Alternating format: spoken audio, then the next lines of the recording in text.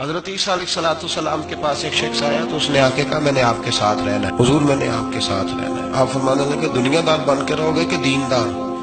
کہنے لگا جی میں دیندار بن کے رہوں گا۔ فرمانے لگے دنیا کی طلب نہ کرنا ورنہ میری صحبت میں نہیں رہ سکو۔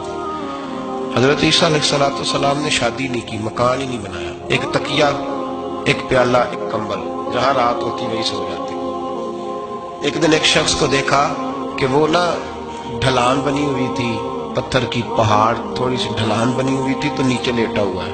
آپ نے کمبل بھی صدقہ کر دیا، کہنے لگے آج کے بعد جہاں ڈھلان بنے گی وہاں سو جائیں گے، کمبل کی ضرورت ہی کوئی نہیں۔ کچھ دنوں کے بعد ایک شخص کو دیکھا کہ وہ اپنے ہاتھ کا تکیہ بنا کے سویا ہوا ہے، تکیہ بھی خیرات کر دیا، کہنے لگے اس کے بغیر بھی گزارا ہو سکتا ہے۔ کچھ دنوں کے بعد دیکھا کہ ایک آدمی چلو میں پانی پی رہا ہے، پیالہ بھی اللہ کے راستے میں دے دیا، کہنے لگے چل جائے گا کام اس کے بغیر۔ پر میں دنیا دار بن کے نہ آنا، کہنے لگا نہیں صاحب میں دیندار بن کے آؤں۔ جناب عیسیٰ علیہ السلام نے رکھ لیا۔ آپ پہلے دن ہی کہنے لگے چل آ جا روٹی کھا لے، 3 روٹیاں منگائی، اس کو ساتھ بٹھایا، فرمانے لگے میں تو ایک کھاؤں گا، تو کتنی کھائے گا؟ کہنے لگا جی میں بھی ایک ہی کھاؤں گا۔ ایک روٹی اس نے کھا لی، ایک آپ نے کھا لی، تیسری روٹی چھوڑ کے جناب عیسیٰ علیہ السلام دریا کنارے وضو کرنے چلے گئے۔ واپس آئے تو روٹی کوئی نہیں تھی۔ اللہ کے نبی تھے، جان گئے۔ رب کریم کا بندہ بھی جان جاتا ہے۔ اقبال کہتے ہیں رب کے ولی کو ٹٹولا نہ کر، وہ تو دلوں کے حال بھی جانتا ہے۔ انہیں ٹٹولا نہ کر، غبار آلود سمجھ کر حکارت سے نہ دیکھ ان کو، انہی کی ٹھوکروں سے سلطنت بنتی بگڑتی ہے۔ تیسری روٹی کدھر ہے؟ کہنے لگا حضور مجھے نہیں پتا۔ فرمانے لگے تجھے پتا ہے پر تو بتا نہیں رہا۔ حضرت عیسیٰ علیہ السلام ایک ہرنی جا رہی تھی، اس کے ساتھ 2 بچے تھے، آپ نے ایک بچہ پکڑا، اس کو ذبح کیا، لکڑی جلائی، اس کو بھونا، اس کو بھی کھلایا، خود بھی کھایا، ہڈیاں جمع کر دی۔ جب وہ ہڈیاں اس پہلو کو ذرا سمجھیے گا، جب کھا بیٹھے ہڈیاں جمع، وہ ہرنی بھی کھڑی ہے، وہ دوسرا بچہ بھی کھڑا ہے، ایک بچہ کا ذبح کر کے کھا لیا، دوسرا کھڑا ہے۔ جب پیٹ بھر لیے وہ بھی ڈکار لینے لگا سامنے، تو حضرت عیسیٰ علیہ السلام ہڈیوں سے کہنے لگے چلو اٹھ جاؤ اللہ کے حکم سے۔